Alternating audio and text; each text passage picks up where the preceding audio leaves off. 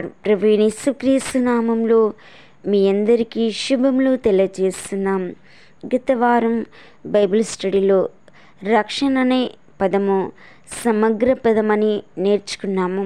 రక్షణ అంటే నయము చేట, నివారణ, తెప్పరిల్లుట, విరుగుట, ఆపద నుండి కాపాడబడుట, విమోచన, క్షేమం అనే అర్థాలు మనము తెలుసుకున్నాము. రక్షణ యొక్క నిర్వచనం గురించి కూడా తెలుసుకున్నాం. రక్షణ యొక్క ఉద్దేశము, రక్షణ యొక్క ప్రాధాన్యత మనము నేర్చుకున్నాం. ఇది నాన్న రక్షణ సమకూర్పు గురించి నేర్చుకున్నాం. రక్షణ సమకూర్పులో ఒకటి తండ్రి ఎన్నిక లేక ప్రణాళిక. తండ్రి ఎన్నిక. తండ్రి ఎవరిని మొదటగా ఎన్నుకున్నాడంటే ఇశ్రాయేల్ ప్రజల్ని ఎన్నుకున్నాడు. తన ప్రణాళికలో స్థిరపరుచుకున్నాడు. వారికి నిబంధన చేశాడు. వారిని ప్రతిష్ఠిత జనాంగంగా ప్రత్యేకంగా వారిని ఏర్పరచుకొని మరి తన ప్రణాళికలో స్థిరపడినట్లు దేవుని వాక్యము సెలవిస్తుంది. రెండోదిగా కుమారుడు రక్షణ కార్యం నెరవేర్పు. ఒకటి ప్రత్యమ్యం, రెండు విమోచన, మూడు ప్రాయశ్చిత్తము లేదా శాంతికరము, నాలుగు సయోధ్యము. పరిశుద్ధాత్మ రక్షణ అన్వయింపు. మూడోదిగా చూసినట్లయితే సాధారణ కృప, సమర్థవంతమైన కృప, తిరిగి జన్మించుట గురించి. మరి తండ్రి ఎన్నిక అంటే ఏంటిది? ఈ బోధ చాలా కష్టతరమైనది. తండ్రి ఎన్నిక. తండ్రి తన ప్రణాళికలు ఉన్న వారిని అనాది కాలంలో మరి భూమికి పునాది వేయబడక మునిపే, తల్లి గర్భంలో రూపింపక మునిపే దేవుని యొక్క ప్రణాళిక ఒక్కొక్క వ్యక్తిలో ఒక్కొక్క విధంగా రాజులుగా, కొందరిని అధికారులుగా ఉండుటకు, కొందరిని ప్రవక్తలుగా ఉండుటకు, కొందరిని నాయకులుగా ఉండుటకు, కొందరిని అభిషక్తులుగా ఉండుటకు, కొందరిని పరిచర్య చేయుటకు దేవుడు ఏర్పరచుకున్నాడు. కొందరిని బోధకులుగా ఉండుటకు ఏర్పరచుకొని ఉన్నాడు. ఈ బోధ అతి మర్మయుక్తము కనుక దీనిని అతి జాగ్రత్తతోనూ తగ్గింపుతోనూ మనము వివరించాలి, చదవాలి. ఇందులో తేడా వస్తే దేవుని మరి యొక్క శక్తి, జ్ఞానము మనకి అర్థం కాదు. కాబట్టి మనము దీన్ని చాలా జాగ్రత్తగా చదవాలని దేవుని వాక్యము సెలవిస్తుంది. ఎన్నిక అనే బోధ వాక్యంలో ఉన్నది. ఎన్నిక నిర్వచనం చూసినట్లయితే దేవుడు తన సర్వభౌమ దయా సంకల్పమును బట్టి వారిలోని మంచితనాన్ని ముందుగానే చూడక కొందరు మనుషులు రక్షణ పొందుటకు భూమి పునాదులు వేయబడక పూర్వమే ప్రేమలో క్రీస్తు వారిని ఏర్పరచుకున్నాడని దైవ ఎన్నిక గురించి మనకి ఎంతోమంది భక్తులు వ్రాయడం జరిగింది. జాన్ మకార్థన్ గారు దీనిని తాను వ్రాసిన ఎపిసి పత్రికలో 10 నుండి 16 పేజీ వరకు మనకి కనబడుతుంటుంది. పద్ధతి, ఎన్నిక, కర్మ, ఎన్నిక చేయబడిన వారు, కాలము, భూతకాలము, నిత్యత్వము, ఉద్దేశము, పరిశుద్ధత, స్ఫూర్తి, ప్రేమ, ఫలితము, దత్తపుత్రత్వము, గమ్యము, మహిమ. బైబిల్లో ఎన్నిక రకాలు చూసినట్లయితే ఒకటి జాతీయ ఎన్నిక, రెండవది వృత్తిపరమైన ఎన్నిక, మూడవది రక్షణపరమైన ఎన్నిక కనబడుతుంది. ఎన్నిక అంటే దేవుడు తన ప్రణాళిక కొరకు ముందుగా స్థిరపరచటం. జాతీయ ఎన్నిక చూసినట్లయితే ద్వితీయోపదేశకాండం 7:6లో 200 చిలుకు దేశాలుగా దేవుడు ఇశ్రాయేలు దేశాన్ని మాత్రమే దైవ రాజ్య పాలన దేశంగా ఎన్నుకున్నాడు. మనలో అనేకులు ఈ విషయాన్ని తెలుసుకోవాలి. వృత్తిపరమైన ఎన్నిక. లేవి గోత్రాన్ని యాజకత్వం కొరకు దేవుడు ఎన్నుకున్నాడు. యేసుక్రీస్తు 12 మంది అపోస్తులను ఎన్నుకున్నాడు. అపోస్తుడైన పౌలు అన్యజనులుగా ఉండుటకు, ఆది అపోస్తులుగా ఉండుటకు దేవుడు ఏర్పరచుకుని ఉన్నాడు. ఈ విషయాన్ని మనకు అందరికీ తెలుసు. రక్షణార్థమైన ఎన్నిక.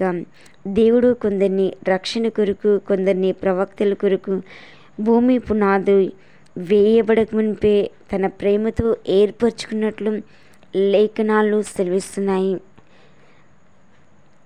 అదేవిధంగా మనకు వచ్చిన సమస్య అంతా ఇక్కడే ఉంటుంది.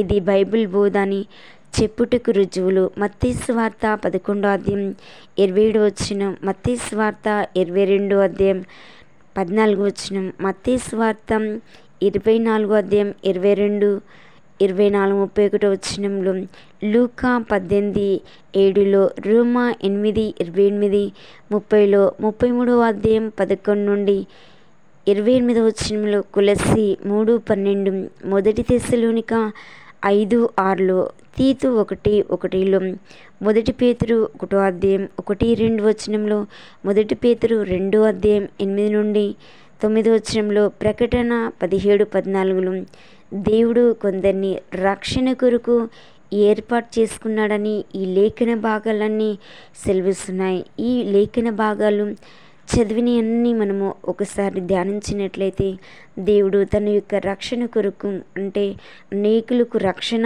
అనుగ్రహించడానికి వీరిని ఏర్పరచుకున్నట్లు దేవుని వాక్యం సెలవిస్తుంది. దేవుడు తానే వారిని ఎన్నుకొనేను.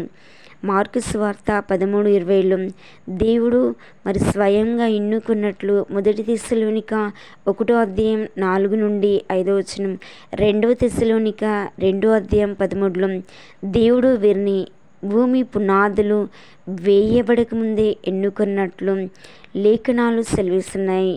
ఎఫెసీ 1వ అధ్యాయంలో, అదేవిధంగా 2వ తెస్సలోనిక 2:13లో, 2వ తిమోతి 1వ అధ్యాయం 9 నుండి 10లో, ప్రకటన 13వ అధ్యాయం 8లో, ప్రకటన 17:8లో భూమికి పునాది వేయబడక మునిపే వీరిని ఎన్నుకొని మరి రాజులుగా, ప్రవక్తలుగా ఉండుటకు, మరి నాయకులుగా ఉండుటకు, ఆది అపోస్తలుగా ఉండుటకు వీరిని స్థిరపరిచినట్లు దేవుని వాక్యం సెలవిస్తుంది. దేవుడు ఖచ్చితమైన వ్యక్తులను ఎన్నుకునను. ప్రకటన 13:8, 17:8 దేవుడు వారి మంచితనాన్ని ముందుగానే చూచి ఎన్నుకొనలేదు కానీ, రోమా 9:10 అధ్యాయంలో, 10వ అధ్యాయం 20వ వచనంలో, మొదటి కొరింథీ 1వ అధ్యాయం 27వ వచనం 29 వరకు, 2వ తిమోతి 1వ అధ్యాయం 9-10 వచనంలో మనకి దేవుడు వారి యొక్క మంచితనాన్ని, వారి యొక్క గుణాన్ని బట్టి ఎన్నుకోలేదని, సత్క్రియలు ఎన్నిక ఫలితమే కానీ మూలం కాదని ఎఫెసీ 1వ అధ్యాయం 11 నుండి 12వ వచనం, 2వ అధ్యాయం 10వ వచనం, యోహాను 15వ అధ్యాయం 16వ వచనంలో సత్క్రియల గురించి వ్రాయబడినట్లు, అంటే మంచి క్రియలని దేవుని వాక్యం సెలవిస్తుంది. వారి విశ్వాసంను ముందుగానే చూచి ఎన్నుకోలేదని అపోస్తల కార్యం 13వ అధ్యాయంలో 48వ వచనం, అపోస్తల కార్యం 18వ అధ్యాయం 27వ వచనం, ఫిలిప్పీ 1:29, ఫిలిప్పీలు 2వ అధ్యాయం 12వ వచనం, మొదటి తెస్సలోనిక 1వ అధ్యాయం 4-5 వచనం, 2వ తెస్సలోనిక 2వ అధ్యాయం 13 నుండి 14, యాకోబు 2:5లో వారి విశ్వాసం బట్టి మరి ఎన్నుకోలేదని దేవుని వాక్యం సెలవిస్తుంది. ఎన్నికే రక్షణ కాదు, రక్షణ కొరకు ఎన్నికని తెలియజేశాడు. రోమా 11:7, 2వ తిమోతి 2:10, అపోస్తల కార్యం 13:48, మొదటి తెస్సలోనిక 1వ అధ్యాయం 4-5, 2వ తెస్సలోనిక 2:13 నుండి 14లో, ఎఫెసీ 1వ అధ్యాయం 4-6లో, రోమా 16:7లో విశ్వాసం మరియు సత్క్రియల చేత మన పిలుపును, ఏర్పాటును నిశ్చయం చేసుకున్నాడు. 2వ పేతురు 5వ అధ్యాయం 5 నుండి 11, ఎన్నిక దేవుని సర్వ భౌమాధికార కృపపై ఆధారపడినది. నిర్గమ 33:19, ద్వితీయోపదేశకాండం 7వ అధ్యాయం 6-7, మత్తయి 20:15, రోమా 9:10లో, మరి ఎఫెసీ 14లో, ఎఫెసీ 1:4 నుండి 6లో మనకి ఈ విధంగా తెలియజేశాడు. ఇలా ఎన్నో వచనాలు దేవుడు మానవులలో కొందరిని రక్షణ కొరకు ఏర్పాటు చేసుకున్నాడని స్పష్టంగా చెప్పుచున్నది.